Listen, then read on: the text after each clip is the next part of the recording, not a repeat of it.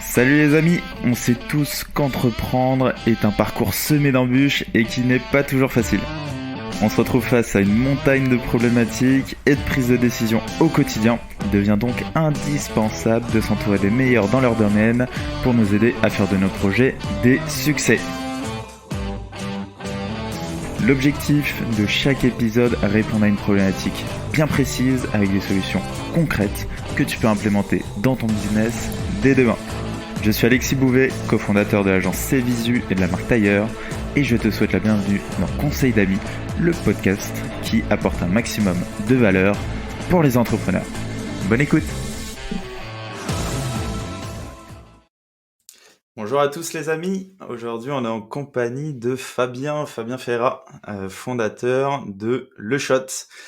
Fabien est sales hacker, comme il le dit bien dans sa description, et va nous expliquer aujourd'hui comment avoir les bonnes méthodes commerciales, parce que souvent on se focus pas mal sur les hacks.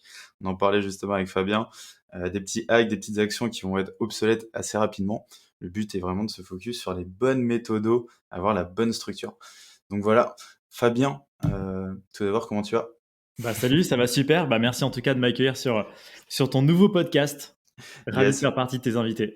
Avec grand plaisir, c'est un honneur également. Est-ce que tu peux te présenter en quelques phrases ? Bon, je l'ai fait rapidement, mais je pense que tu sais mieux te présenter que moi je le fais. Ouais, en quelques phrases, c'est assez simple. En fait, moi, j'ai monté une boîte. Je suis passé par The Family Station F. En fait, à la suite de ça, j'ai accompagné à peu près 150 startups. Mon objectif était très simple. C'était de documenter quelles étaient les meilleures approches pour faire de la prospection. Et en fait, j'ai standardisé ces méthodes. Et aujourd'hui, en fait, je suis sur un objectif de partage. Donc, je me dis effectivement tout ce que j'ai noté qui peut apporter en fait de la valeur à des boîtes. En tout cas, je l'ai documenté, je le transforme en vidéo en ligne et des podcasts comme ça aussi. Trop cool. Donc, tu es passé sur la partie création de contenu pour partager ton savoir. Donc, ça, c'est top. Donc, tu es au bon endroit. Ça fait plaisir. Ouais, exactement. Donc en fait, là, c'est après, la création de contenu est venue parce que j'ai rencontré Caroline Mignot, donc elle me pousse Ouais. à le faire, tout Elle simplement. t'oblige. Exactement. Trop cool. Du coup, nickel. Toi, aujourd'hui, justement, quel est ton process d'acquisition de lead? Comment tu vois toutes ces étapes, en fait, de ton funnel? Yes, en fait, ce qu'il faut savoir, c'est qu'il y a deux choses déjà. C'est est-ce qu'on parle de prospection en fait en tant que consultant, individu, tu vois, en fait freelance, ce qui est mon cas aujourd'hui, hein, ou est-ce qu'on parle de prospection en tant que startup, boîte, PME, etc. En fait, pour moi, c'est deux manières de prospecter différentes. L'entrepreneur, le freelance, le consultant va avoir un job qui va vraiment devoir passer par la création de contenu parce que son objectif, c'est de gagner en confiance, gagner en autorité. Donc, ça va se passer souvent sur LinkedIn, tu vois, de faire des publications, montrer un petit peu quelle est la valeur que tu peux leur apporter, etc. Et in fine, en fait, les leads viendront à toi. Donc, ça, c'est contre-intuitif. C'est qu'en fait, la plupart des bons consultants, des bons freelances n'ont pas besoin de prospecter. Maintenant, quand tu es une boîte, tu veux développer ton chiffre d'affaires, maîtriser en tout cas ta croissance, surtout ne pas, tu vois, avoir des mois pleins et des mois vides. Et pour ça, effectivement, c'est intéressant, en plus de surcommuniquer, d'avoir une approche, par exemple, de prospection par email, par LinkedIn, etc., par message, qui fait qu'effectivement, on est capable de pouvoir se dire, OK, j'ai 5 nouveaux commerciaux dans l'équipe, tu vois, et à ce moment-là, je veux augmenter ma capacité de prospection. Ok, trop cool. Donc ouais, tu segmentes un peu les deux. Toi, tu as le profil, tu te dis, il y a le profil entrepreneur qui fait de l'inbound au final, hein. C'est du Exactement. personal branding. Et puis après, ça vient à lui parce il peut pas accueillir non plus 40 personnes, quoi. Et à l'inverse, du coup, la PME, elle peut accueillir plus de flux et générer plus de croissance. Ok, trop cool. Est-ce que justement, toi, de ton parcours, vu que tu as accompagné beaucoup d'entreprises, j'imagine que tu as recensé pas mal de méthodes commerciales, justement, pour faire cette génération de leads. Est-ce que tu en as quelques-unes, justement, à nous partager? Ouais, en fait, ce qu'il y a, c'est que globalement, en fait, les méthodes, quand on fait de la prospection, tournent toujours autour de quatre piliers, tu vois. Il y a cibler la bonne personne, avec le bon message, sur le bon canal et au bon moment. Donc, tu vois, c'est toujours autour de ces quatre piliers. Et globalement, si tu maîtrises ces quatre piliers, globalement, tu maîtrises ta prospection. Et donc, à contrario, donc, il y a pas mal de startups qui font aujourd'hui de la prospection, qui en fait échouent sur un de ces piliers ou plusieurs de ces piliers et entre guillemets qui se disent bah mince ça marche pas pour moi. L'email ne marche pas, la pub ne marche pas, mais en fait parce que en fait il y a un truc qui couac. Tu vois ce que je veux dire? Ouais, je vois très bien. OK, donc c'est un peu, les 4 P, ou les 5 P je crois en marketing, mais du coup Ouais, sur la partie, commerciale. OK, exactement. trop cool et du coup toi tes actions tu les lances, forcément, s'il y a les 4 P qui sont, bah, checkés ou tu peux te quand même en lancer s'il y a seulement 3 qui sont valides? Ouais, en fait, je sais qu'il faut craquer ces 4 piliers-là. Maintenant, si on attend d'être prêt, on se lance jamais. Donc, ce qu'il faut par contre, c'est dans une seule séquence, tu vois? Enfin, d'être dans une démarche d'apprentissage, d'itération comme on dit, pour effectivement, tester très rapidement et l'optimiser rapidement. Donc là, par exemple, si je peux te donner, la manière dont moi je processe le truc, c'est globalement, je sais qu'une campagne devient performante au bout de 3-4 semaines. Comment ça se passe? En fait, la première chose, c'est que le premier P, c'est cibler la bonne personne. Donc, tu vois, typiquement, moi, je cible systématiquement 2 à 3 cibles différentes. Donc, ça veut dire que je mets jamais mes œufs dans le même panier en disant: «OK, pendant, le mois qui arrive, on va faire une campagne sur les DRH, dans les boîtes de plus de 5 000 collaborateurs», tu vois? Beaucoup trop risqué. Si ça fonctionne pas, tu vois, bah, tu te retrouves à la fin du mois à pas avoir de business. Donc, systématiquement, j'ai 3 cibles, 3 campagnes. Ça, c'est le premier truc. Donc ça peut être par exemple, même des boîtes qui me disent: «Moi, je veux cibler les grands comptes». En fait, je leur montre qu'il y a des fois les ETI ou des PME qui sont des supers opportunités, tu vois? Et parce qu'on veut toujours travailler avec, des grands noms, les L'Oréal, les Total et cetera, tu vois? Donc en gros, tu vois, s checker en fait donc plusieurs types de boîtes, mais aussi plusieurs personnes à l'intérieur de ces boîtes. Si des fois tu cibles tout le temps le directeur, bah, à un moment donné, ça marche pas. Des fois, c'est le responsable, des fois, c'est les personnes opérationnelles, tu vois? Et en gros, quand je dis 3 cibles, hein, c'est un mix des cibles à l'intérieur de ces boîtes et des boîtes en question. OK, trop cool. Donc effectivement, là, tu as tes 3 cibles, tu as tes personas qui sont, déterminés. Est-ce que, j'imagine, tu dois adresser un message qui va être différent pour chacun? Exactement, ouais, carrément. Alors quand on parle de messages, moi, il y a déjà un truc, c'est qu'à chaque fois que j'ai accompagné une boîte, je passe systématiquement, en fait, en revue, ma liste, hein, que j'ai, par exemple, sur Sales Navigator, tu vois? Qui est un outil donc, LinkedIn qui permet de faire des belles recherches et à partir de là, je prends 2-3 profils, je les passe dans Crystal Nose, donc il y a un outil qui va me permettre de comprendre un peu la personnalité de mes prospects et en fait, là, ça me permet de simplement, en fait, pour ceux qui nous écoutent et qui savent pas exactement à quoi sert Crystal Nose, ça va dire voilà, est-ce que pour parler à cette personne-là, tu dois plutôt faire des emails qui sont plutôt courts et informels ou plutôt longs et tu racontes un peu l'histoire de ta boîte, etc.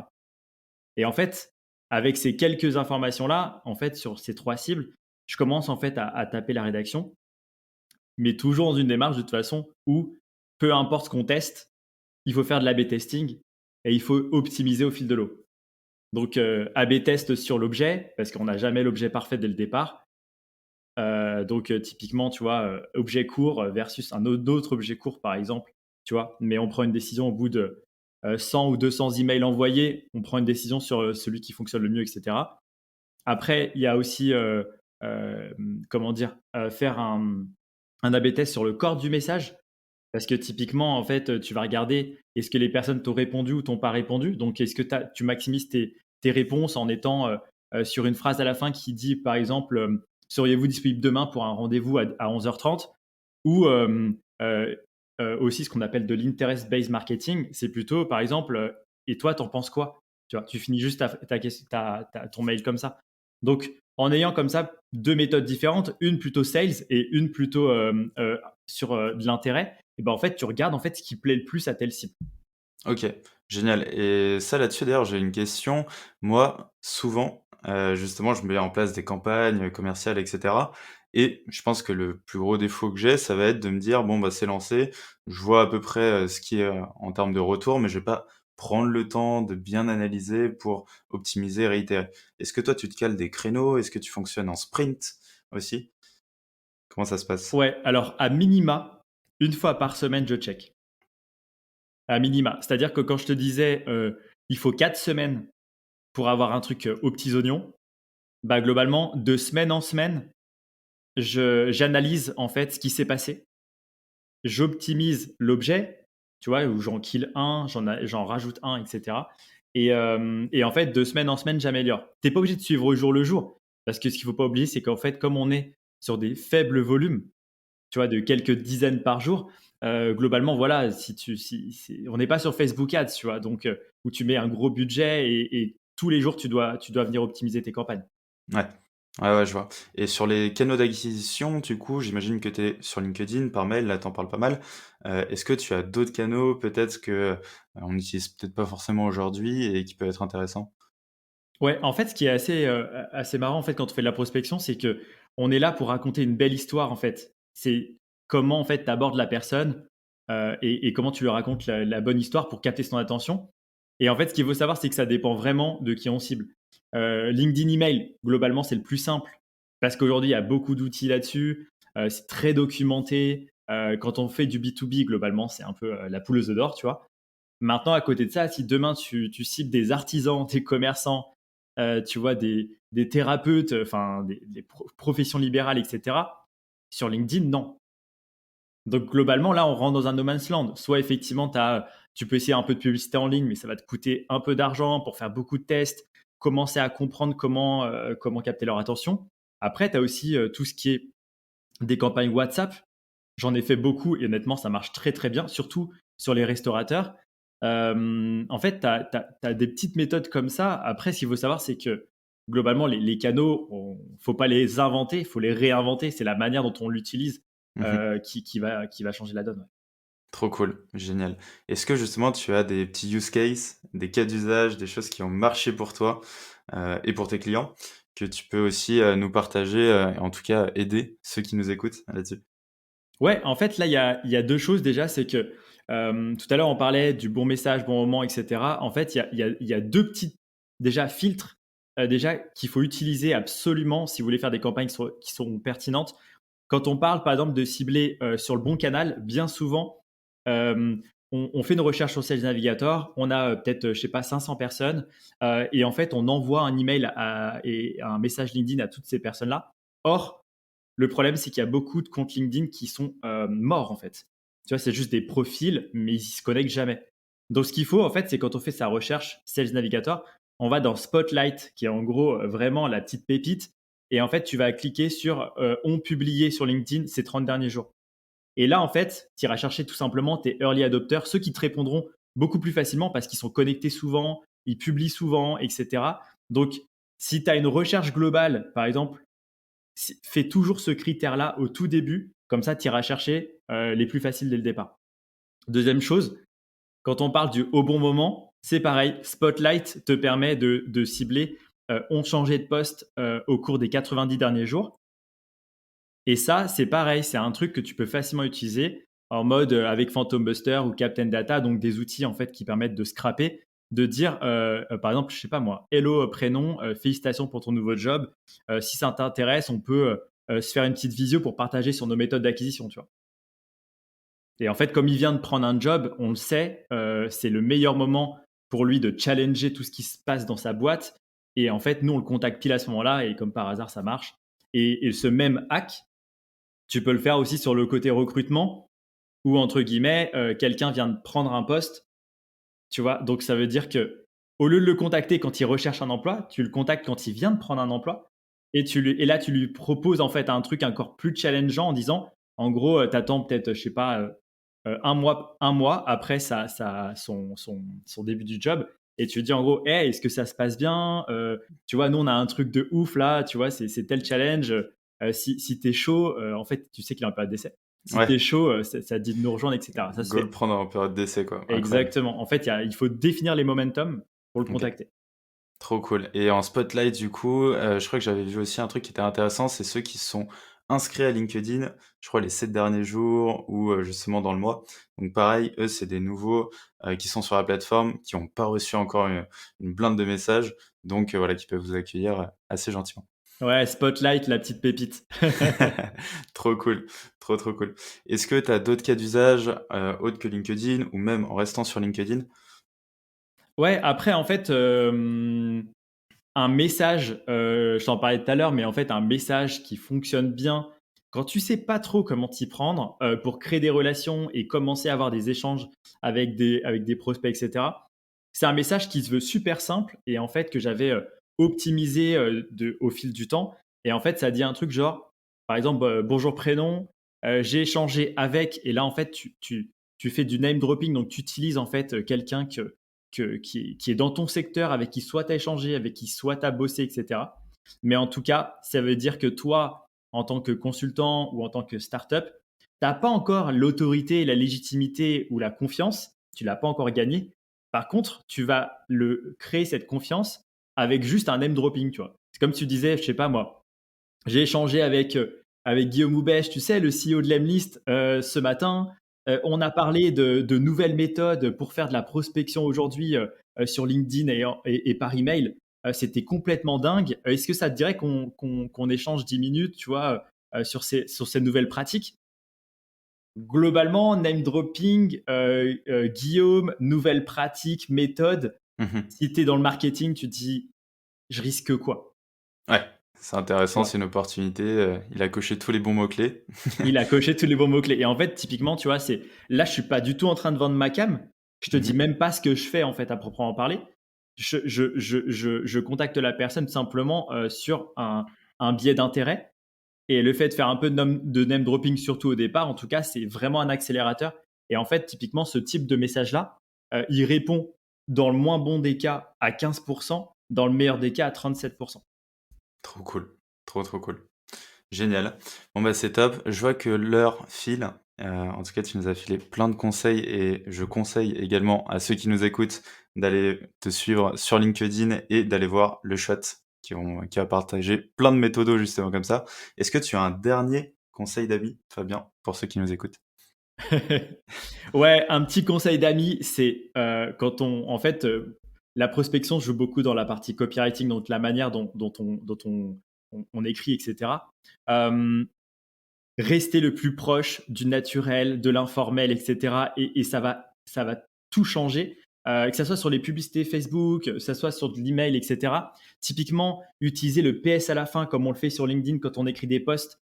Moi, j'utilise maintenant beaucoup le PS où je mets la proposition de valeur là. En fait, tout mon message, c'est je t'explique pas ce que je fais et à la fin en PS, je mets en même temps, j'en profiterai pour te présenter, tu vois, comment j'ai pu faire ça, tu vois.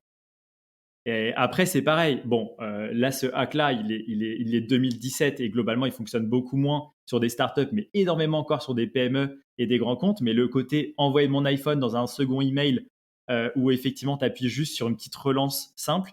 Après, il y a tous les trucs, genre, on n'y pense pas, mais quand on envoie un mail à quelqu'un qu'on connaît et en fait, on a zappé de mettre le lien, on renvoie un deuxième mail derrière, et ben en prospection, ça cartonne, tu vois. T'envoies un mail, t'attends juste quelques minutes et après tu dis ah tiens, ça pourrait également t'intéresser, tiens, je te rajoute un autre lien, tu vois. Et là, en fait, on casse la structure qui est du truc ultra bien léché, validé par une équipe marketing et qui est envoyé un petit peu de manière fade. Là, tu restes dans un aspect un peu bienveillant, etc. et plus proche du naturel et authentique. Ouais, authentique, c'est le mot de la fin. Génial, c'est ce que j'avais en tête. Top. Bah merci à toi en tout cas Fabien, c'était un réel plaisir. Je te Merci dis à à toi, très Alexis. vite et prends soin de toi. À très Salut. vite, salut, ciao, ciao. Ciao. Si t'es arrivé jusqu'ici, c'est que cet épisode t'a apporté de la valeur. En tout cas, j'espère. Tu pourras retrouver tous les liens utiles en description. Et si tu as un pote, une pote ou un proche, par exemple, qui pourrait être intéressé par cet épisode, je t'en prie, partage-le. Tu peux également mettre 5 étoiles sur Apple Podcast et t'inscrire à notre newsletter Conseil d'amis qui te filera plein de tips tous les mois. On peut se retrouver sur LinkedIn ou par mail à alexis@conseil-ami.com. Bon, je te dis à très vite. Ciao, ciao.